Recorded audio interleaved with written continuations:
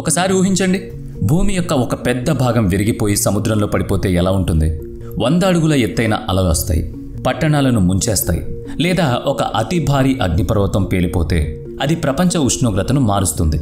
ఎంతటి పెను ప్రమాదం జరిగితే మనం ఒక కొత్త మంచు యుగంలోకి వెళ్ళిపోతామా? లేక మంచు క్రింద దాగి ఉన్న ఏదైనా విషపూరిత ప్రపంచం మేల్కొంటుందా? దాని వేడి వల్ల ప్రపంచం నాశనం అవుతుందా? ప్రతి మూలలో విధ్వంసం సృష్టించే ఈ సంఘటనలు ఎలాంటి సైన్స్ ఫిక్షన్ కథ కాదు. ఇది నిజమైన సహజ విపత్తు. ఒక క్షణంలోనే మనిషి జీవితాలను పూర్తిగా తుడిచిపెట్టే విపత్తులవి. ఈరోజు మనం ఈ వీడియోలో భూమిపై ఉన్న 400 ప్రధాన సహజ విపత్తుల గురించి మాట్లాడుకుందాం. ఇవి భూమిని పూర్తిగా నాశనం చేసే శక్తిని కలిగి ఉన్నాయి. శాస్త్రవేత్తలు వీటి గురించి పరిశోధనలు చేస్తూ, వీటిని అంచనా వేస్తూ ఎప్పుడైనా సంభవించే ప్రమాదాలపై అప్రమత్తంగా ఉంటున్నారు. సహజ విపత్తుల గురించి మాట్లాడినప్పుడు కొంత భయంకరంగా అనిపిస్తుంది, కానీ అవి ఎప్పుడు సంభవిస్తాయో మనకు తెలీదు. అందుకే మనం డూమ్స్డే గ్లేషియర్ గురించి మాట్లాడుకుందాం. దీని అసలు పేరు థ్వాట్స్ గ్లేషియర్. అంటార్కిటికాలో పశ్చిమ భాగంలో ఉన్న ఈ గ్లేషియర్ చాలా కీలకం. కొన్ని ప్రాంతాల్లో దీని లోతు 1 కిలోమీటర్కు మించే ఉంటుంది. అంటే ఈ గ్లేషియర్లో ఉన్న మంచు బుర్జ్ ఖలీఫా కన్నా ఎత్తుంటుందన్నమాట. ఒకవేళ ఇది కరిగిపోతే ప్రపంచవ్యాప్తంగా సముద్ర మట్టాన్ని ఎలా ప్రభావితం చేస్తుందో జస్ట్ ఊహిస్తేనే భయమేస్తుంది. ఇది లోతుగా ఉండడమే కాదు, దాదాపుగా 120 కిలోమీటర్ల వెడల్పుగా ఉంది. దీనివల్ల ఇది ప్రపంచంలోనే విస్తృతమైన గ్లేషియర్గా మారింది. ఇది 1,92,000 చదరపు కిలోమీటర్ల విస్తీర్ణంలో ఉంది. అంటే 318 ముంబై నగరాలు లేదా 50 కరాచీ లాంటి పట్టణాలను కలిపినంత పెద్దది. గత కొన్ని సంవత్సరాలుగా ఇది వేగంగా కరుగుతోంది. అంతర్జాతీయ శాస్త్రవేత్తల అధ్యయనాల ప్రకారం ఇది అంటార్కిటికాలోని ఇతర గ్లేషియర్లతో పోలిస్తే అత్యంత వేగంగా కరిగిపోతుంది. ఇప్పటికీ ఈ మార్పు సముద్ర మట్టాన్ని 4 మిల్లీమీటర్ల మేర పెంచేసింది. కానీ దీని అసలు ప్రమాదం ఇంకా ముందుంది. ఈ గ్లేషియర్ అంటార్కిటికా పశ్చిమ మంచు కప్పులో భాగం. ఇది చిన్న భాగంగా కనిపించవచ్చు, కానీ ఇది పూర్తిగా కరిగిపోతే మొత్తం మంచు కప్పును కరిగించగల సామర్థ్యం దీనికి ఉంది. అంటే ప్రపంచవ్యాప్తంగా సముద్ర మట్టం భారీగా పెరిగి అనేక తీర ప్రాంత నగరాలను ముంచివేయగలదు. ఒకవేళ థ్వాట్స్ గ్లేషియర్ పూర్తిగా కరిగిపోతే ప్రపంచవ్యాప్తంగా సముద్ర మట్టం 3 మీటర్ల నుంచి 10 అడుగుల వరకు పెరిగే అవకాశం ఉంది. దీని ప్రభావం ఎందుకంత తీవ్రమంటే ఇది పశ్చిమ అంటార్కిటికా మంచు కప్పులో కీలకమైన భాగంగా ఉంది. శాస్త్రవేత్తల అభిప్రాయం ప్రకారం ఇది మొత్తం అంటార్కిటికా మంచు యొక్క కరుగుదల సామర్థ్యం కలిగి ఉంది. ఈ గ్లేషియర్ కరిగిపోతే అంటార్కిటికా కూడా మునిగిపోతుంది. దీని ప్రభావం ప్రధానంగా తీర ప్రాంత నగరాలపై చాలా అధికం. Mumbai, New York, Jakarta, Bangkok, Dhaka, Goa ఇలా చెప్పుకుంటూ పోతే తీర ప్రాంత నగరాలేవి కూడా ఇక మనం చూడలేం. అంటార్కిటికా మంచు కప్పు చాలా లోతుగా ఉంటుంది, ఎందుకంటే శతాబ్దాలుగా కురిసిన మంచు పొరలుగా పేరుకుపోయింది. ఇప్పుడు ఈ మార్పులు త్వరగా జరుగుతున్నాయి.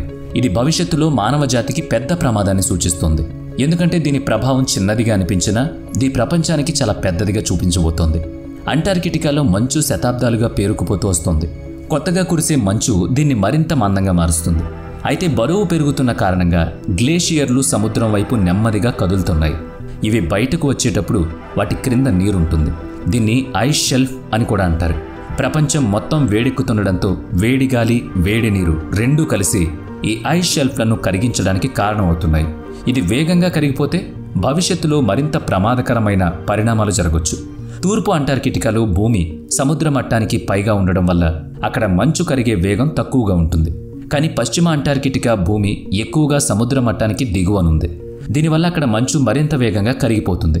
ఈ మార్పులు సముద్ర మట్టాన్ని పెంచడంలో కీలక పాత్ర పోషిస్తాయి. ఇది ప్రపంచవ్యాప్తంగా తీర ప్రాంత నగరాలకు సవాలుగా మారుతుంది. పశ్చిమ అంటార్కిటికా మంచు కప్పు సముద్ర మట్టానికి దిగువన ఉండడం వల్ల సముద్రపు నీరు దీని క్రింద ప్రవేశించి గ్లేషియర్ను మరింత వేగంగా కరిగిపోతున్నట్లు శాస్త్రవేత్తలు గుర్తించారు. దీని ప్రభావంగా థ్వాట్స్ గ్లేషియర్ ప్రపంచంలోని అత్యంత కీలకమైన మంచు భాగంగా మారింది.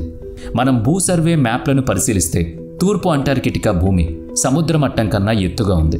కానీ పశ్చిమ అంటార్కిటికాలో చాలా భాగం సముద్ర మట్టానికి దిగువన ఉంది. ఇది చార్టుల్లో బ్లూ కలర్లో చూపబడింది. మరింత లోతుగా ఉన్న ప్రాంతాలు డార్క్ బ్లూ రంగులో కనిపిస్తాయి. ఇక్కడ డూమ్స్డే గ్లేయర్ ఉంది. ప్రస్తుతం ఈ గ్లేషియర్ సముద్రం మీద తేలియాడే మంచు షెల్ఫ్స్పై ఆధారపడి ఉంది. కానీ దాని కింద సముద్రపు నీరు ప్రవేశించి దీని లోపల నుంచి నెమ్మదిగా ఖాళీ చేస్తుంది. దీని ఫలితంగా గ్లేషియర్ మరింత పల్చగా మారి వేగంగా కరిగిపోవడానికి అనుకూల పరిస్థితులు ఏర్పడతాయి. ఈ ప్రక్రియ గమనించకుండా జరిగితే భవిష్యత్తులో భారీ మార్పులు జరిగే అవకాశం ఉంటుంది. థ్వాట్స్ గ్లేషియర్ ఇప్పటికే చిన్న చిన్న ముక్కలుగా విడిపోయి సముద్రంలో కలిసిపోతూ ఉంది. ప్రతి ఏడాది ఇది మరింత దృఢత్వాన్ని కోల్పోతూ కింద నుంచి సముద్రపు వేడి నీరు దీన్ని వేగంగా కరిగిస్తుంది.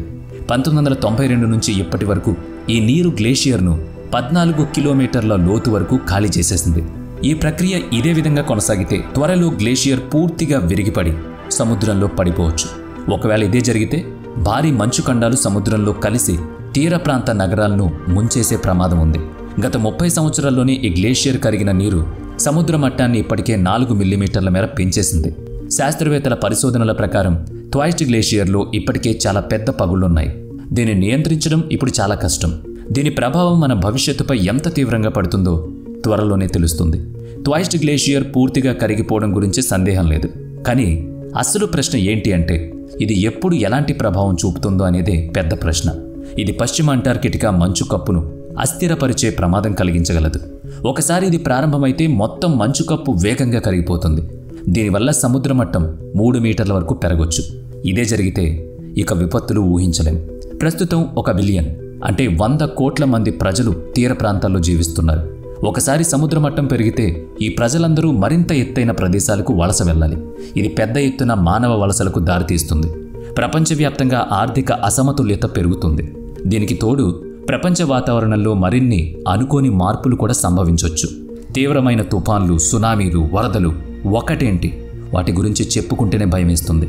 మనం మరో పెద్ద ప్రకృతి విపత్తు గురించి మాట్లాడుకోవాలి ఇప్పుడు. Yellowstone super volcano. ఇది అమెరికాలో వయోమింగ్ రాష్ట్రంలోని ఎల్లోస్టోన్ నేషనల్ పార్క్లో ఉంది.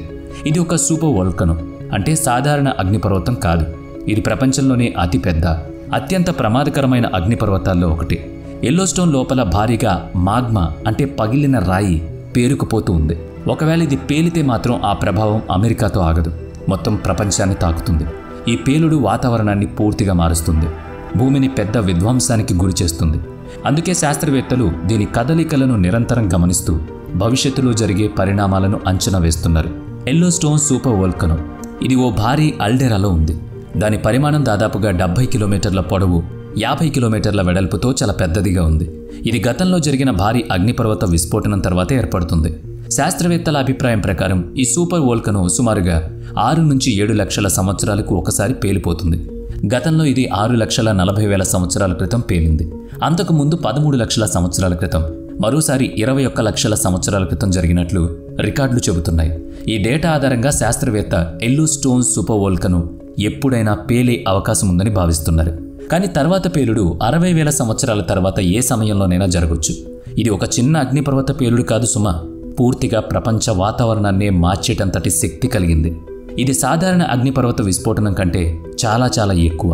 ప్రపంచవ్యాప్తంగా ఉష్ణోగ్రతలు మారిపోవచ్చు, ఆహార ఉత్పత్తులపై ప్రభావం పడవచ్చు.